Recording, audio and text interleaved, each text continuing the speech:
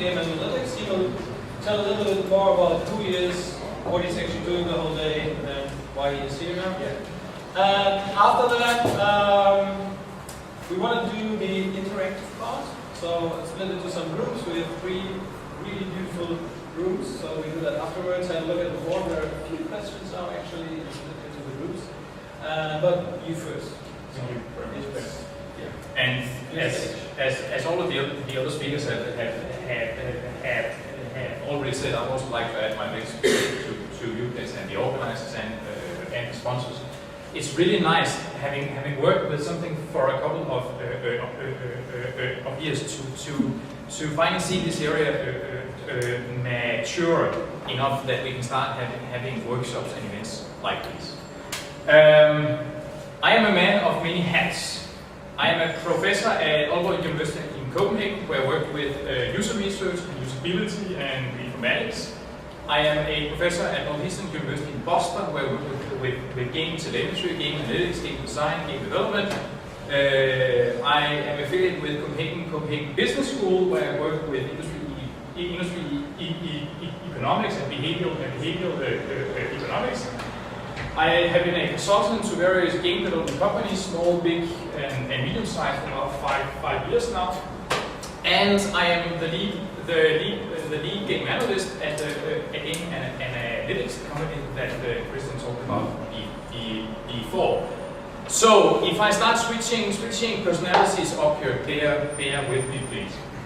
What I'll try to do today is to put on my scientist hat and sort of provide an overview of some of the core challenges that we are facing in this emerging field of research and development, game analytics, and also trying to provide some of my personal visions for the future, where I would like to see all of us go. To begin with, this this is the field of game analytics today. We have found an iceberg floating in the Atlantic somewhere. It's a very, very nice blue iceberg, no, it's white. We have started measuring it, we've started drilling into it, and we've started trying to figure out what can we do with this iceberg. What we've also started to realize is that there's a whole lot more iceberg underneath the current surface.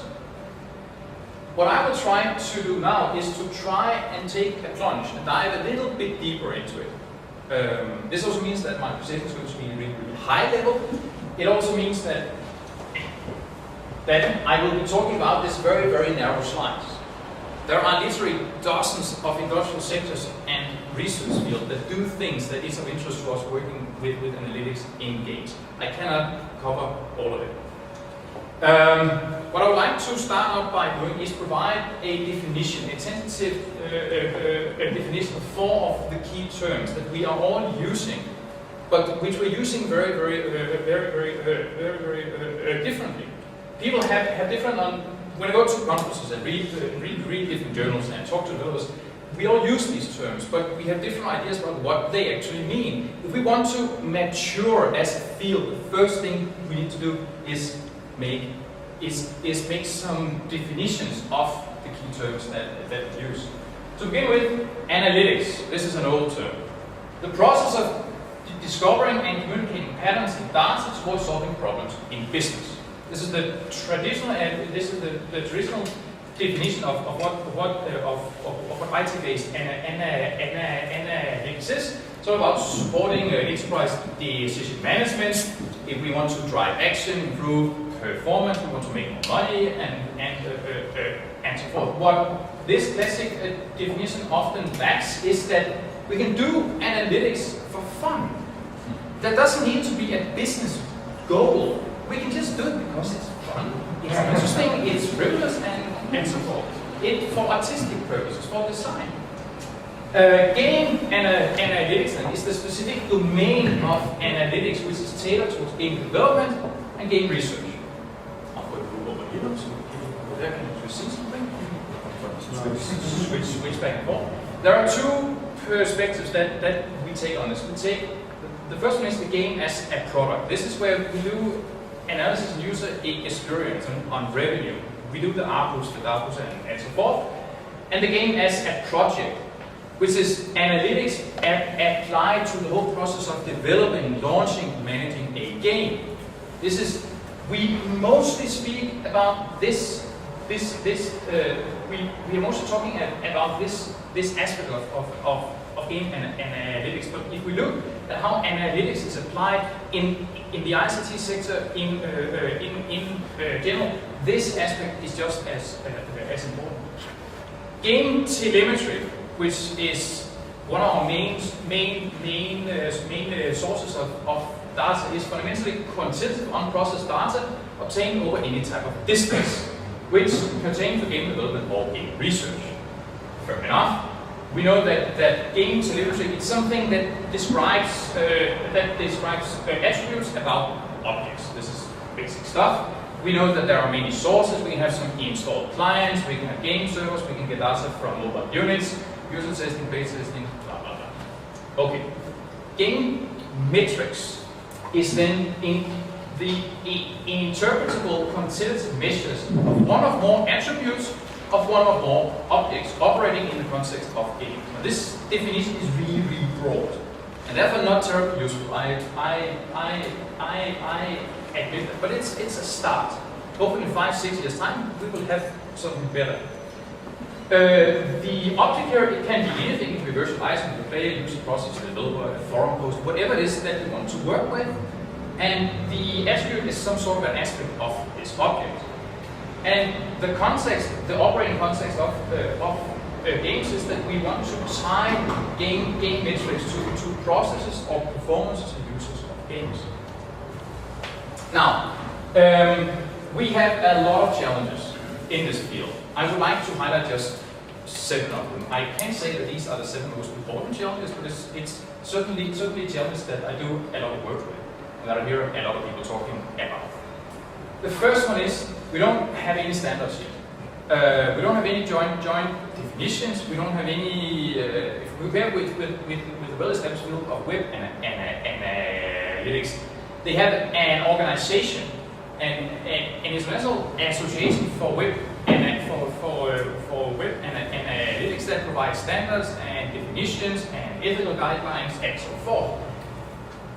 Since we don't have that, it makes it very hard for us to communicate and share knowledge in an effective fashion. So I would suggest that we today take the initiative to start up our very own game analytics association.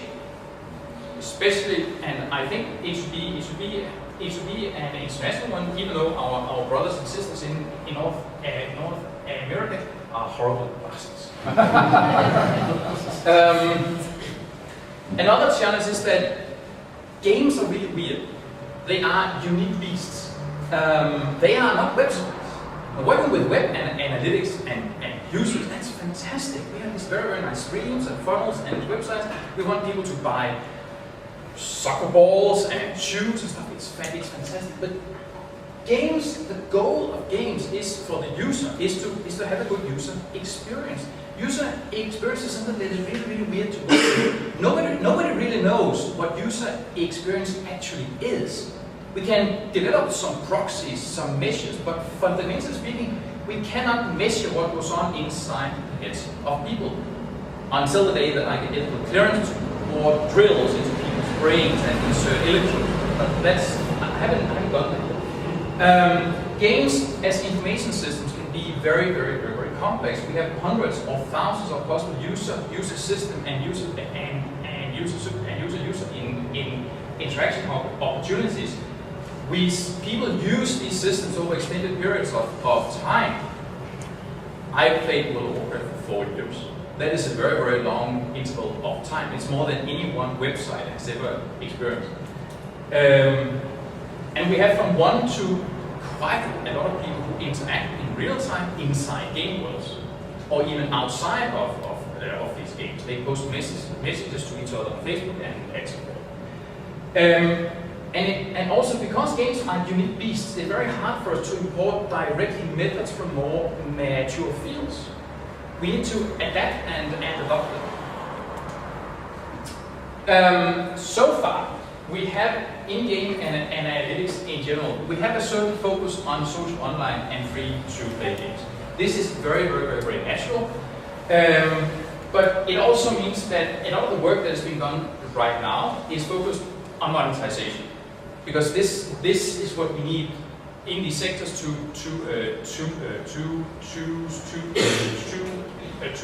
stay alive. The rest of the games industry, the AAA, the one-shot games, retail, and so forth, we're still mostly focusing on user behavior stuff, really basic stuff. We need analytics, not just to monetize, but also to improve user experience and thus make more money.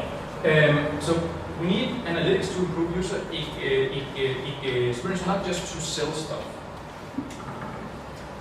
Another problem we have is knowledge transfer. I've been doing this for 10 years.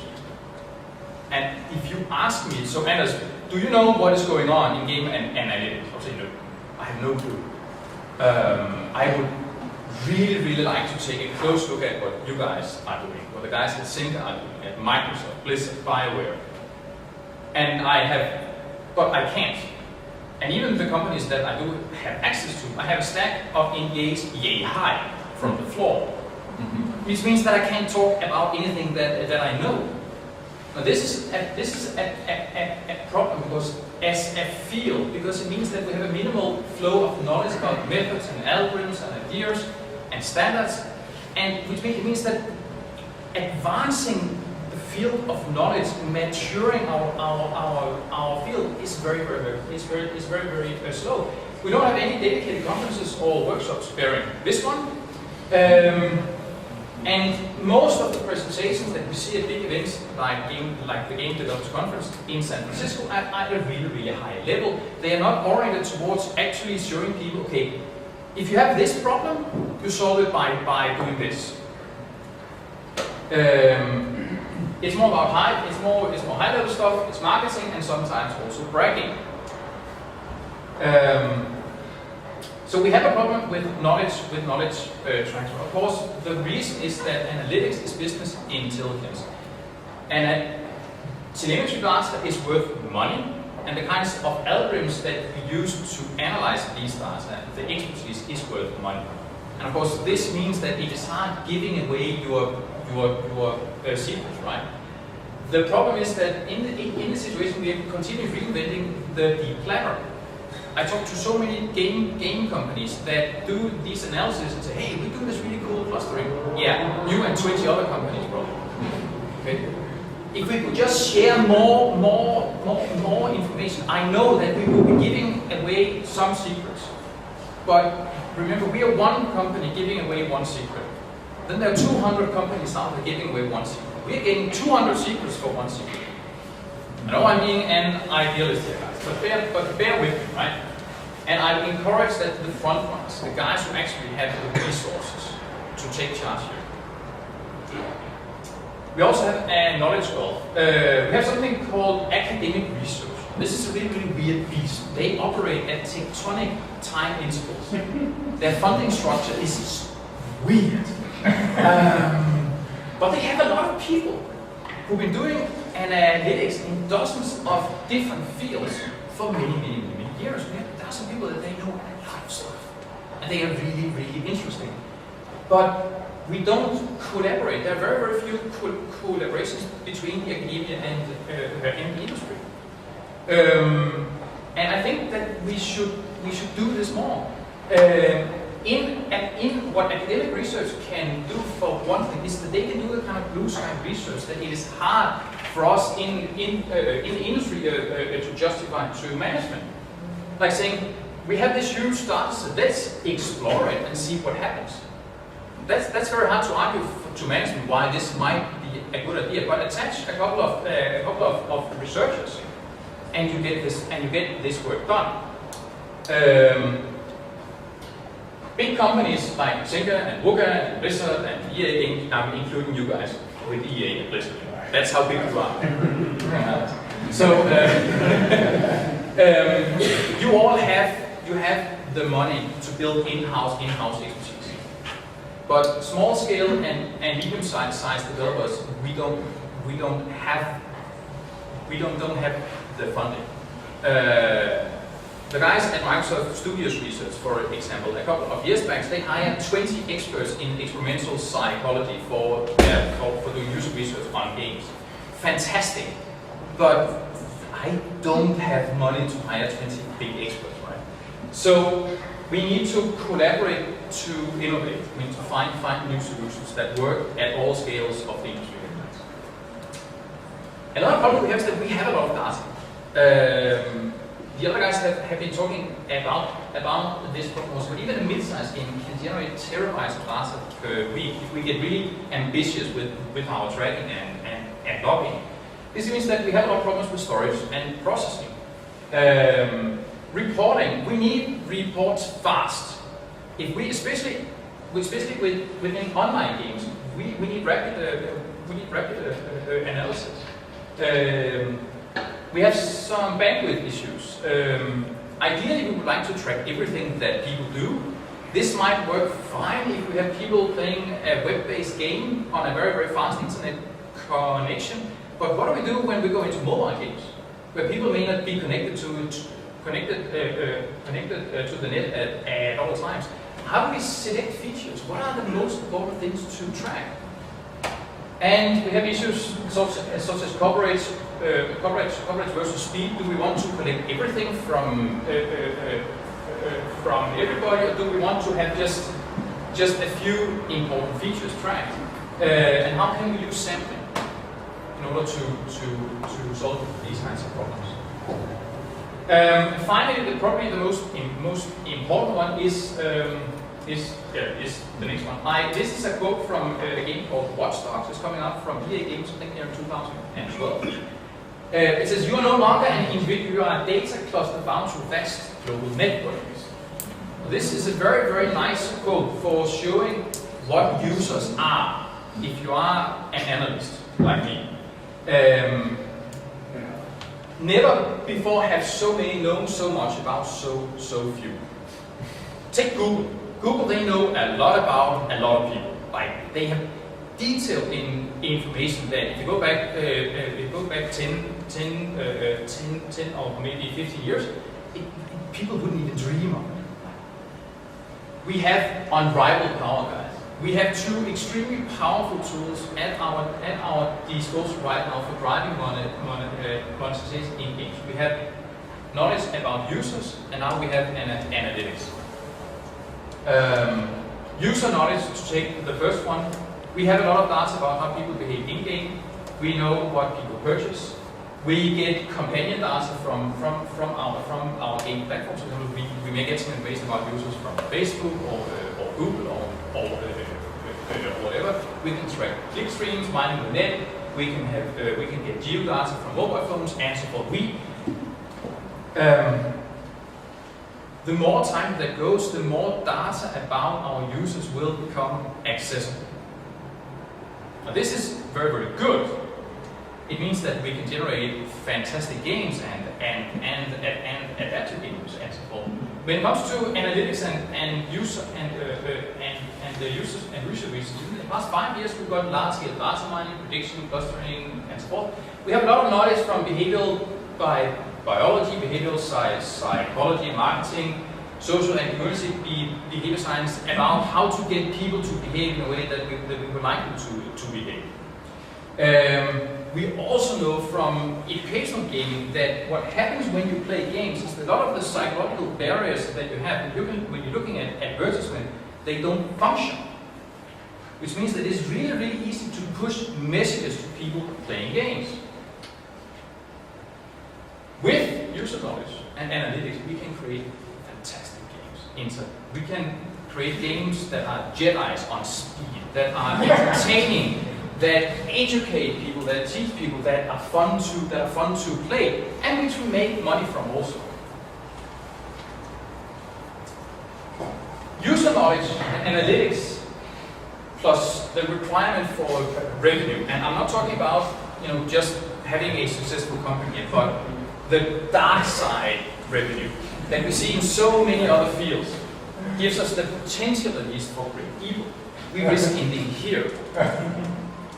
Now, I think one of the most important questions that we need to start addressing as a community here is, what are the ethical guidelines? How far are we willing to go? And I know some people will go all the way. Other people will be working towards the light side. And I know that this is not a popular topic, but I'm raising it here because I think this is a reasonably safe environment. I don't think you're going to toss me out of the window. But I really encourage that we start talking about this. For example, in an analytics association. Okay, enough harping about ethics and morals and blah blah blah. Let's take a look at the future. Game data mining. We have huge untapped potential across dozens of different fields for doing what we already do better. People working with human behavior analysis, spatial analytics, behavioral economics, banking, social and community research, ecology, large-scale biological modeling. All of these fields have been doing large-scale analysis for decades. We can harvest that knowledge and put it to use in games. I could highlight three high potential areas of game data mining. I think Christian actually had them also. Prediction, trying to predict what are our users going to do in the future. Behavioral clustering, trying to take high-dimensional data and making them more accessible. And association and sequence mining, trying to find patterns and associations in how games are played, and also how games are developed, or games are marketed, and so forth. One recent sort of low-level example that we recently did with the guys down at Fraunhofer looked at behavioral clustering for Battlefield. And with this particular algorithm, we were using Civil. Christian can tell you more about it. Basically, what we're trying to do here is finding the extremes in behavior. And we ran the algorithm and did a lot of work. There was a research paper out where you can read the details. But fundamentally, we found these clusters of behavior, which we label, for example, the assassins, the veterans, the target dummies, and so forth. Now, with this kind of stuff, you can do some interesting things. For example, each of these profiles is an example of different play styles and different things that keep people in the game. Different things that we find interesting as players. For example, we have the driver profile. These guys, they drive, fly, sail all the time. They spend more than four times more time in any kind of vehicle than any other player type. And they favor maps with vehicles. So obviously, if you want to cater to these guys, we give them vehicles, right? The assassins, they kill a lot. These guys, they have the highest kill-death ratio in the game by far. And they don't really care. There are some that kill close, and some that kill at long distances. But very, very rarely do the assassins kill both up close and from a distance. People tend to specialize. And they don't like vehicles. And assassin is too cool to drive. He jumps from shadow to shadow. The target dummies are the unskilled newbies. These are the entry-level players. And just looking at these guys is very interesting. These are our new customers. But how do we keep them in the game? And how do they evolve? How do you go from being a target dummy to a veteran, which is the elite 5% of the players? Using this type of behavioral clustering, we can find profiles that we can cater to real time or not. And if we attach a temporal dimension to it, that's the things become really interesting. All right. Then something that continually amazes me is why don't we have more spatial analytics? All games are experienced across space and time. For some games, the spatial component is the user, for example, playing a simple word game on an iPhone. He moves blocks around with his finger, but it's still movement. So how come that most analytics that gets done today is mainly temporal? There are some very nice examples out there right now of people working directly within the environment of games. This is so far mostly done for 3D games, but there's no reason why we couldn't do this for 2D games also. we still tend to focus on building heat maps because heat maps are intuitive to understand. But there's so much more stuff that we here's an example from Assassin's Creed from Ubisoft, where they have mapped the path of some playtesters. Log the color here, it corresponds to the relative health of the player, and they put the path in 3 dimensions. Now, just visualizing it like this gives you, as a designer, unprecedented power to follow what is the actual experience of the player here. Now, imagine that we have 5,000 of them and started doing clustering.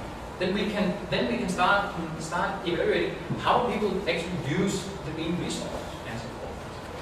What is interesting is that as soon as we move into spatial, temporal, and analytics, we are analyzing stuff using the actual dimensions of play. We're using the eyes of our users. Another example from Square Enix.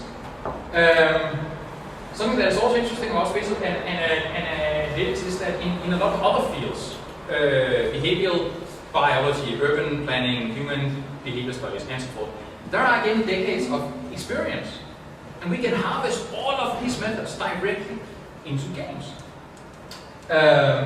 Just to mention a couple of interesting methods that I'm working on right now is trajectory analysis, so we can looking at how people navigate maps. Spatial outline, the takes for finding exploitation spots, bugs, cheaters, and so forth. Spatial clustering, trying to figure out how people cluster across maps. Spatial code, location patterns, trends, and so forth. There is a ton of these. Another interesting trend for the future, we've already mentioned it, is adaptive games. Games that respond to the actions of the users in order to maximize user experience and or revenue.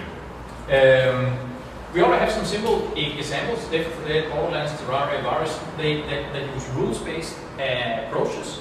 But this is the tip of the iceberg. We can do way more sophisticated stuff. We have a sizable community of researchers working on adaptive games, and they've been working on for about a decade. Just 400 kilometers north of here at the Ice University of Copenhagen, we have a group of 5 people who've been working on adapting games in real time for 5 years. Strangely, no game companies ever contacted them. I'm wondering why. It's, of course, now I'm talking to them, so don't you dare contact them. Okay, in the future, I would like to see more real-time analytics driving the game experience, both using pre-planned and rules-based stuff, but also more on defined things. Using pen and paper, using principles from pen and paper role-playing games, we can actually get very refined. Think a game master. What a game master does is adapt games. And there's a sizable community of games researchers who've actually looked at pen and paper role-playing games and how you can convert what a game master does into how you can teach an AI to what a game master does. We can do the same thing. Automatization. We need, right now we have a general problem that analysis and reporting inside game companies is time consuming, but there's a huge potential for automating analysis and reporting, and making reporting and interactive exercise, so that a person giving a presentation can interact with a report given by an analyst. So in the future, more effective analytics, please, and more interactive tailored reports. Diversification also. In game analytics, we currently have a focus on player behavior and monetization. But again, analytics is much more, as we talked about today also. Almost all aspects of game development can be measured, and we can synchronize and we can integrate all of these different data sources, and that gives us huge competitive advantages. What we also see right now is the games are diversifying. People play games in more and more weird ways, using more and more platforms. So we need to advance in order to keep analytics up to date. And I mentioned earlier about knowledge sharing. I would like to take the take the first step here. For the past 1.5 years, I've been working with more than 50 people from industry and research on writing the first book on game analytics. It's called Game Analytics, Maximizing the Value of Player Data. It will be out in fall. It's a whopping 35 chapters. There are 8 different interviews with senior and a lot of other companies. We have people from THQ, from Microsoft, from BioWare, blah blah blah, and so forth, who are writing chapters about how they do analytics. It's probably going to be about 800 pages, which means it's probably also going to be fairly pricey. But there will be an ebook version. It's going to be a whole lot cheaper. I put 2 of the introduction chapters on my website. This address down here. The first chapter is Game Analytics, the basics, which is a 25-page overview about what is game analytics, how do you select features, what is telemetry, and so forth. This is really good, I hope at least, that it is good introductory text for the person who doesn't have a background with analytics, but would like to know more. The other one is a chapter that I've been writing with Christian on game data mining, which is basically a ground level overview of what game data mining is. And we cover a lot of different methods and tools, and we provide a lot of different case examples from research and development.